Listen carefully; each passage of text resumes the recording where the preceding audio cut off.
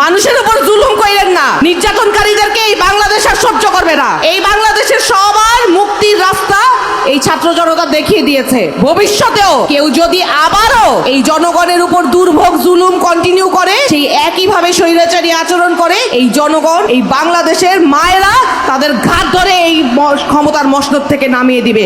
লিখে রাখেন, তারা এখন ভাগ বাটোয়ারার রাজনীতি করে, তারা এখন ক্ষমতা দেখায়। কাকও কাকের মাংস খায় না, কিন্তু তারা খায়। আমাদের চোখের সামনে আমরা দেখতে পাই একটা দল, তারাও তো সময় জুলুম নির্যাতনের শিকার হয়েছিল। আমরা সেই জুলুম নির্যাতনের ঘটনাগুলোকে আমরা মনে করি, তাদের নির্যাতনের ইতিহাসকে আমরা অ্যাকনলেজ করি, আমরা তাদের সংগ্রামকেও সম্মান করি। আপনারা কি সবাই তৈরি আছেন এই ঢাকা শহরকে দুর্নীতিমুক্ত করতে কাজ করবেন? আর কেউ এই যে সারি সারি দোকান, সমস্ত দোকান থেকে প্রতিদিন নিত্যদিন চাঁদার টাকা তুলে এই চাঁদাবাজদের প্রতিহত করতে আপনারা সবাই একতাবদ্ধভাবে কাজ করবেন? সবাই তৈরি আছেন? স্মরণ করছি 24-এর গণ অভ্যুত্থানে শহীদ এবং আহত ভাই বোনদের, তাদের পরিবারের যে ত্যাগ, সেই ত্যাগকে আসলে কোনো কিছু দিয়ে কম্পেনসেট করা সম্ভব না। কিন্তু আমরা আমাদের জায়গা থেকে যেই দায় নিয়ে রাজনীতিটা করতে এসেছি, সেই দায়ের জায়গা থেকে প্রতিদিন যে যার জায়গা থেকে যতটুকু সম্ভব শহীদ এবং আহত পরিবারের ভাই বোনদের সাথে যোগাযোগ রক্ষা করবেন। ওনারা সেই দিন সেই ত্যাগটুকু করেছেন বলেই আজকে আমরা একটা স্বৈরাচারী সরকারের হাত থেকে মুক্তি পেয়েছি। কিন্তু আমাদের সংগ্রাম কি শেষ হয়েছে? আমরা কি কমিটমেন্টে, কোন বয়ানের ভিত্তিতে সেদিন রাজপথে নেমে এসেছিলাম? সেই এক দফার ঘোষণা ছিল স্বৈর শাসনের পতন। আমাদের এক দফার ঘোষক জনাব নাহিদ ইসলাম বলেছিলেন যে স্বৈর শাসন পতন ঘটাতে হবে। সেই এক দফার ডাকে আমরা রাজপথে নেমে এসেছিলাম। আজকে আমাদের সেই ভাইদের যেই ত্যাগ, সেই ঘোষণা, সেই বিপ্লবী ডাককে একটা দল মুছে দিতে চায়। সেই দিন জনাব আসিফ মাহমুদ সজীব ভুইয়া বলেছিলেন 6 তারিখ নয় 5 তারিখই ঢাকা শহরে সবাই ঢাকামুখী হবেন, সবাই ঢাকায় চলে আসবেন, সবাই মিলে আমরা পতন ঘটাবো। অথচ আমাদের চোখের সামনে আমরা দেখতে পাই একটা দল, তারাও তো সময় জুলুম নির্যাতনের শিকার হয়েছিল। আমরা সেই জুলুম নির্যাতনের ঘটনাগুলোকে আমরা মনে করি, তাদের নির্যাতনের ইতিহাসকে আমরা অ্যাকনলেজ করি, আমরা তাদের সংগ্রামকেও সম্মান করি। কিন্তু তারা 24-এর গণ অভ্যুত্থানে যারা জীবন দিল, যারা আহত হলো, যারা নেতৃত্ব দিল জীবনের মায়া ত্যাগ করে, তাদের অবদানকে অস্বীকার করতে চায়। তারা এখন ভাগ বাটোয়ারার রাজনীতি করে, তারা এখন ক্ষমতা দেখায়। এই ক্ষমতায় তাদেরকে কিভাবে পেল? আজকে যদি আমরা রাজপথে নেমে নেতৃত্ব না দিতাম, আমাদের ভাইরা যদি জীবনের মায়া ত্যাগ না করে সেদিন সবাইকে একত্রিত করে এক স্বৈরাচারী সরকারের পতন না ঘটাতো, তাহলে কি তাদের এই দীর্ঘ সংগ্রামের মুক্তি মিলতো? কি করে ভুলে গেল তারা? কয় মাসও গেল না, তারা আবার সেই পতিত সরকারের মতো আচরণ শুরু করলো। তারা ক্ষমতার লোভে অন্ধ হয়ে ভাইয়ের রক্ত ভাই নিয়ে নিচ্ছে। নিজ দলের কোন দলে নির্বাচনের আগে 300-র বেশি মানুষ মেরে ফেলে। এই 6 মাসে নিজ দলের কোন দলে তারা 38 জন মেরেছে। দেখান তো একটা লোক আমাদের ভাইদের মধ্যে একজন আরেকজন নিজের অন্তদলীয় কোন দলে কেউ কাউকে একটা ফুলের টাকা দিয়েছে? আছে? আছে? নাই। আমরা ওই যে কাকও কাকের মাংস খায় না, কিন্তু তারা খায়। তারা খায়। তারা এই চাঁদাবাজির টাকার ভাগের জন্য এক ভাই আরেক ভাইকে মেরে রক্তাক্ত করে দেয়। কিন্তু আমরা প্রশ্ন করলে, আমরা যেই আমাদেরকে মানুষ প্রশ্ন করে, এই যে অভ্যুত্থানে এত নারীরা রাজপথে ছিল, সেই নারীরা কোথায়? অনেক ব্যঙ্গ করে কথা বলে। সেই নারীদেরকে নাকি আমরা ধরে রাখতে পারি নাই। আরে ভাই, এই যে শহীদ পরিবারের মা বোনরা বসে আছে, জিজ্ঞেস করেন তো, ওনারা যদি আজকে সম্মুখ সারিতে থেকে যারা নিজ পরিবারের নিজের সন্তান হারিয়েছে, নিজের স্বামী হারিয়েছে, আজকে এই মা বোনরা যদি নেতৃত্ব স্থানে দাঁড়িয়ে আমার মতো এইভাবে এই জায়গায় দাঁড়িয়ে কথা বলতে আসেন, কালকে আমার মতো তাদেরকে শুনতে হবে ওনারাও অমুকের সাথে নাকি তমুকের সাথে বিছানায় চলে গিয়েছেন। এই কথা শোনার জন্য কি সভ্য ঘরের মেয়েরা রাজনীতিতে আসবে? আপনারা তো এগুলো করেন নিশ্চয়ই, না হলে মানুষকে এগুলো বলেন কিভাবে? আল্লাহ আপনাদেরকে হেদায়েত করুক। মানুষের উপর জুলুম করেন না। নির্যাতনকারীদেরকে এই বাংলাদেশ আর সহ্য করবে না। এই বাংলাদেশের সবার মুক্তির রাস্তা এই ছাত্র জনতা দেখিয়ে দিয়েছে। 24-এ যেভাবে ছাত্র জনতারা পতিত ফ্যাসিস্ট সরকারকে সমস্ত পরাশক্তির আশ্রয় প্রশ্রয় থাকার পরেও ঘাট ধাক্কা দিয়ে নামিয়ে দিয়েছে, ভবিষ্যতেও কেউ যদি আবারও এই জনগণের উপর দুর্ভোগ জুলুম কন্টিনিউ করে, সেই একইভাবে স্বৈরাচারী আচরণ করে, এই জনগণ, এই বাংলাদেশের মায়েরা তাদের ঘাট ধরে এই ক্ষমতার মসনদ থেকে নামিয়ে দিবে। লিখে রাখেন, সবাই এক হয়ে থাকবেন তো? ইনকিলাব, ইনকিলাব, ইনকিলাব, ইনকিলাব, ইনকিলাব, ইনকিলাব। সবাইকে আসসালামু আলাইকুম।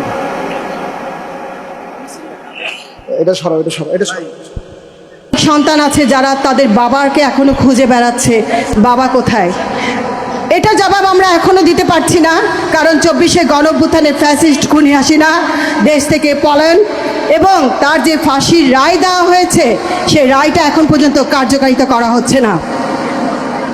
এক তো উনি পালিয়ে গিয়েছেন, দ্বিতীয়ত আবার বলছেন ডিসেম্বরে নাকি আসবেন।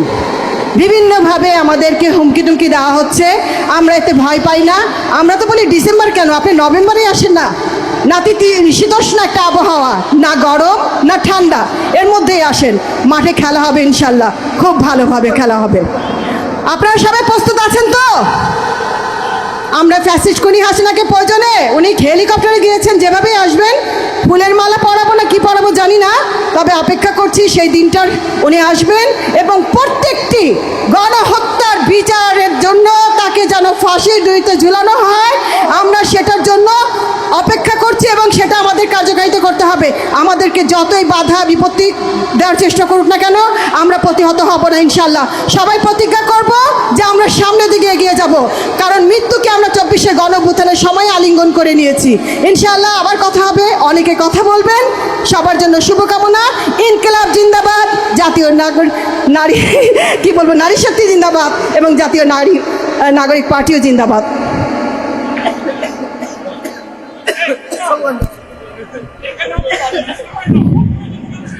ইনকিলাব 24কে ধারণ করছি, অথচ দেখেন যারা নির্বাচনের জন্য পাগল হয়ে গেছে, আজকে নির্বাচনের প্রায় 4 মাস যাবৎ কোনো কর্মসূচি নেই। রাতে 2টা বাজে কারেন্ট আছে, খাম্বা নাই, চুলা আছে, গ্যাস আছে, লাইন আছে, গ্যাস নাই, বিদ্যুতের খাম্বা আছে, বিদ্যুৎ নাই। কি চমৎকার বিষয়! এই হচ্ছে আমাদের বাংলাদেশ, আমরাই বাংলাদেশ, তাই না? আমরা এই জন্য 24-এর গণঅভ্যুত্থান করি নাই। এদেশের মানুষ কষ্টে থাকবে আর এসির ভিতরে এমপি মন্ত্রীরা ঘুমাবে। আমরা কি এই জন্য 24-এর গণঅভ্যুত্থানের আন্দোলন করেছিলাম? বলেন। আমরা কোনো বৈষম্য চাই না। আমরা এই বাংলাদেশে প্রতিটা নাগরিক তার নিজের অধিকার নিয়ে আমরা বাঁচতে চাই, আমরা শান্তিমতো ঘুমাতে চাই। আজকে আইন শৃঙ্খলার যে অবস্থা আমরা তো দেখতেই পাচ্ছি। ইনকিলাব জিন্দাবাদ, জাতীয় নাগরিক পার্টি জিন্দাবাদ। বাংলাদেশের ঘরে ঘরে গ্যাস দিতে হবে, বিদ্যুৎ দিতে হবে, তাহলে তারেক রহমান যদি না দিতে পারে উনি ক্ষমতায় থাকতে পারবেন না। আমি ছোট্ট একটা স্মৃতি বলবো। 2013 সাল বেগম খালেদা জিয়া ঠিক এই জায়গায় বক্তব্য দেওয়ার জন্য এসেছিলেন। আমিও এইখানে এসেছিলাম, আপনাদের কাতারে ছিলাম। এখানে দেখি চেয়ার নিয়ে মারামারি শুরু করে দিয়েছিল তৎকালীন ছাত্রদল যুবদল। ওই সময় বুঝেছিলাম এরা হাসিনাকে ফালাইতে পারবে না। তখন আমরা ইনশাআল্লাহ পুরো বাংলাদেশে গুছানোর কাজ আরম্ভ করি। 17 বছর লেগেছে। সকল দল মিলে ফেসিবাদী সরকারকে বাংলাদেশ থেকে বিতরণ করেছে। এখন আমরা শুনতে পাচ্ছি বাংলাদেশে নাকি আপা টুপ করে ঢুকে পড়বে। আমরা বাইচে থাকতে আপা আসতে পারবো? বাংলাদেশে যারা তরুণ প্রজন্ম রয়েছে, আপনারা সবাই ঐক্যবদ্ধ হন, বাসায় বাসায় যান। যে জায়গায় গ্যাস নাই, যে জায়গায় বিদ্যুৎ নাই, এলাকাবাসীকে ঐক্যবদ্ধ করে রাস্তায় নেমে পড়ুন। সরকার বলছে ভারত থেকে ডিজেল নিয়ে আসবে, তেল নিয়ে আসবে, ভারত আবার ইরান থেকে নিয়ে আসে। আমরা সরকারকে বলবো, সংসদে অনেক মিথ্যাচার করেছেন, জনগণের সামনে আপনাদের মুনাফিকি চরিত্র স্পষ্ট হয়ে পড়েছে। এখন হলো গদি আমাদের টান দেওয়ার সুযোগ এসেছে। আমরা স্পষ্ট জানিয়ে দিতে চাই, গ্যাস দে, বিদ্যুৎ দে, নইলে গদি ছাইড়া দে। তারেক রহমান, গদি ছাইড়া দেন। যদি গদি টিকাইতে হয়, বাংলাদেশে সংস্কার বাস্তবায়ন করতে হবে। বাংলাদেশে জ্বালানি সংকটের সমস্যার সমাধান করতে হবে। বাংলাদেশে ভারতের বিরুদ্ধে, অগ্রাসনের বিরুদ্ধে দাঁড়িয়ে চোখে চোখ রেখে বলতে হবে, মোদি তুমি যেমন প্রধানমন্ত্রী, আমরা বাংলাদেশের তারেক রহমান প্রধানমন্ত্রী। বাংলাদেশের আজাদী নিয়ে কোনো ছিনিমিনি খেলা চলবে না। এখানে শহীদ ওসমান হাদির হাজার হাজার উত্তরসূরি দাঁড়িয়ে আছে। শহীদ ওসমান হাদি ভাইয়ের হত্যাকাণ্ডের বিচার হওয়া পর্যন্ত আমরা কি মাঠ ছাড়ব? শহীদ ওসমান হাদি ভাইয়ের উত্তরসূরিরা কি ঘুমিয়ে আছে? আজাদীর লড়াই চলবে। সে লড়াই ঐক্যবদ্ধ হন। অতি সত্বর আমাদের বাংলাদেশে ঢাকা উত্তর সিটি কর্পোরেশন, ঢাকা দক্ষিণ সিটি কর্পোরেশনে মেয়র ঘোষণা হবে। অলরেডি ঘোষণা হয়েছে। সিটি কর্পোরেশনের বিভিন্ন জায়গায় আপনারা কাউন্সিলর হওয়ার প্রস্তুতি নেন, এবং যারা মহিলা কাউন্সিলর হওয়ার প্রস্তুতি নিচ্ছেন, আপনারা হলো সর্বসম্মতিক্রমে প্রস্তুতি নিয়ে ইনশাআল্লাহ ঢাকার 2টি মেয়র এনসিপির ঘরে থাকবে এবং কাউন্সিলর এনসিপির ঘরে থাকবে। সবাই সুন্দরভাবে এখান থেকে যাব। কেউ যদি প্রোগ্রামের আশেপাশে ডিস্টার্ব দেওয়ার চেষ্টা করে, তাদেরকে পুলিশের হাতে তুলে দেবো ইনশাআল্লাহ। দোয়া করবেন। আসসালামু আলাইকুম। আমরা রাজনৈতিক কর্মী, আমি তো শুধু এখন আলেম না। প্রথম বিষয় হচ্ছে, ওনারা আমার যে বক্তব্য খণ্ডিত, যেটা নিয়ে মানে জমা হয়েছে এক জায়গায়, আমার নামে যে সমস্ত উস্কানিমূলক, আমার মা বাবা তুলে গালিগালাজ করা আমার দল নিয়ে, এই কথাগুলো তো আমি প্রথমে আরম্ভ করি নাই। কথাগুলো প্রথমে আরম্ভ করেছে তারা, বিশেষ করে যাদের নাম নিয়ে তারা এই ব্যানার ছাপিয়ে আমাদের নামে দাঁড়িয়েছে। আমি তাদের নামও নিতে চাই না, কারণ আমার নাম নিতেও কেমন লাগে। এই মানুষগুলোই প্রথমে আমাদের দল নিয়ে, বিশেষ করে আমার নাম নিয়ে তারা যে সমস্ত প্রপাগান্ডা ছড়িয়েছে আর মিথ্যা তথ্য জাতির সামনে দিয়েছে আমার খণ্ডিত বক্তব্য নিয়ে। আমি তাদের দল নিয়ে বা তাদের নিয়ে কি বলেছি, আমি একটা উদাহরণ দিতে গিয়ে বলেছিলাম, এই দেশে বহু দল আছে এমন যে দলের সভাপতি সেক্রেটারি ছাড়া সেরকম আর লোক নেই। এমনকি সভাপতি সেক্রেটারি অন্য দলে চলে যায়, সে দলের আর কোনো অস্তিত্ব থাকে না। তো এই কথাটা মিথ্যা কি আর এর ভেতরে কম বেশি কি? অথচ ওনারা আমার দলের নাম নিয়ে গুপ্ত মুপ্ত এমন কোনো শব্দ বলে নাই, আর আমার নাম নিয়ে তো উল্টাপাল্টা বলেছে। সেই জায়গায় আমি আসরের মনে হয় নামাজ পড়ার পরে ইসলাম ইউনিভার্সিটির পাশে যেখানে ছিলাম, ওখান থেকে আসতে আসতে শুনলাম ওনারা যে কাজগুলো করেছে, আসলে এগুলো এই যে আমার লিখিত বক্তব্যে আছে, এগুলো পূর্ব পরিকল্পিত এবং সবগুলো সন্ত্রাসী কাজ। আমাকে মেরে ফেলার হুমকি ফেসবুকে দিয়েছে, এমনকি লাইভ করি। এই যে সিয়াম শেখ না কি যেন নাম, সিয়াম শেখ না, ওর বানান দেখেছে, শেখ বানান তো হয়নি, সিয়াম শেখ, তার মানে ওর লেখাপড়ার দূর বোঝা, যেগুলো টোকায়। এদেরকে দিয়ে এই সমস্ত দলের নাম নিয়ে, এর পেছনে যারা আছে অবশ্যই প্রশাসন খুঁজে তাদেরকে বের করবে। ছাত্র দলের যে ছেলেটার নাম দেখা যাচ্ছে সামনে, সম্রাট নাকি যেন দেখলাম, এরকম কয়েকজনের ভিডিও ফুটেজে যাদের নাম এসেছে, আমি রাত্রে যেয়ে ভিডিও ফুটেজ দেখে এবং যাদের ছবির সামনে আমার গাড়িতে হামলা করার, আমার কাঁচ ভেঙে দেওয়ার, ইট মারার, এমনকি সে পাথরও গাড়িতে এখনো পড়ে আছে, 3টা কাঁচ ভেঙে গিয়েছে অলরেডি। এইগুলো দেখে দেখে আমি মামলা দিয়েছি। ইন্না সামআ ওয়াল বাসারা ওয়াল ফুআদা কুল্লু উলাইকা কানা আনহু মাসউলা। কিয়ামতে সব কিছু জিজ্ঞাসিত হবে। এজন্য জামাত ইসলামী বাংলাদেশ এবং আমি, কারণ আমি মিথ্যা প্রপাগান্ডা ছড়াইনি এই সংবাদ সম্মেলন করে, এবং কালকে থেকে এ পর্যন্ত আমরা জানি সব কিছু একজনের কাছে জবাব দেওয়া লাগবে। তো অনেকেই দেখে মিথ্যা ছড়াচ্ছে আমাদের নামে। আপনারা সত্যটা তুলে ধরবেন ইনশাল্লাহ। পুলিশের ভূমিকা নিয়ে একটু বলবেন এবং আপনার জীবনের নিরাপত্তা বুঝছেন কিনা? পুলিশের ভূমিকা একেবারে নীরব। আমার সামনে পুলিশের গাড়ি ওসির, পেছনে সেকেন্ড ওসির গাড়ি, মাঝখানে আমার গাড়ি। 15 থেকে 16 জন পুলিশ ছিল 2 গাড়িতে।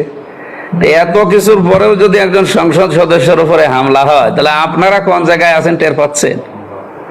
সুতরাং এই জেলার, আমি বলবো এই জেলার প্রশাসন নিষ্ক্রিয় এবং তারা ব্যর্থ। একটা সংসদ সদস্য এবং আমার মেয়েরও এই গলার চেন টান মেরে খুলে নিয়েছে। তো যেখানে এমপির মেয়ে নিরাপদ না, তারা পথে ঘাটে হামলার শিকার হয়, তাদের জিনিসপত্র ছিনতাই হয়, তো সেখানে সাধারণ মানুষ কি অবস্থায় আসে এই জেলায়? আমরা আরো দেশবাসীকে জানালাম যে আপনারা সতর্ক থাকবেন এই সন্ত্রাসীদের বিরুদ্ধে। অন্তত না, ওরা মামলা দেবে কোন এন্টি ধরে?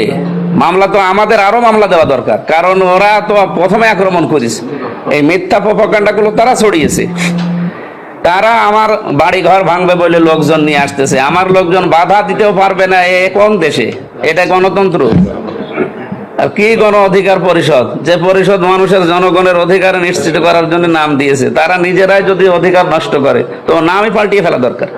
জীবনের নিরাপত্তা, আমার নিরাপত্তা তো আল্লাহ দেবে। এখন বাকি দেশের আইন শৃঙ্খলা বাহিনীর উপর আপনাদের যে ভরসা, আমাদেরও একই ভরসা। কিন্তু এই জেলার যারা দায়িত্বে আছে, আমি বলবো আপনাদের মাধ্যমে, এরা প্রশাসন যে দায়িত্বে আছে সব ব্যর্থ। এদের দ্বারা নিরাপত্তা পাওয়ার কোনো সম্ভাবনা আমাদের নেই। আমার গাড়িতে সব সময় 2টা লাঠি আমি রেখে দেই, কারণ আমার সরকারিভাবে এখনো অস্ত্র লাইসেন্স করা নেই, এবং বডি গার্ড যেগুলো সরকার দেওয়ার কথা এখনো দেয়নি বা আমি নেইনি। তো সেই হিসাবে যে 2টা লাঠি আমি সবসময় রেখে দেই, তো ওই লাঠি তো আমার নিজের সিকিউরিটির জন্য, হেফাজতের জন্য। যখন ওরা আরম্ভ করেছে তখন আমার ড্রাইভার নেমে ওই লাঠি নিয়ে নেমে গেছে, আমি নিজে স্টারিং ধরে গাড়ি চালিয়ে নিয়ে গেছি। ওই সময় একটা ইট মেরে আমার কাজ ভেঙে দিয়েছে।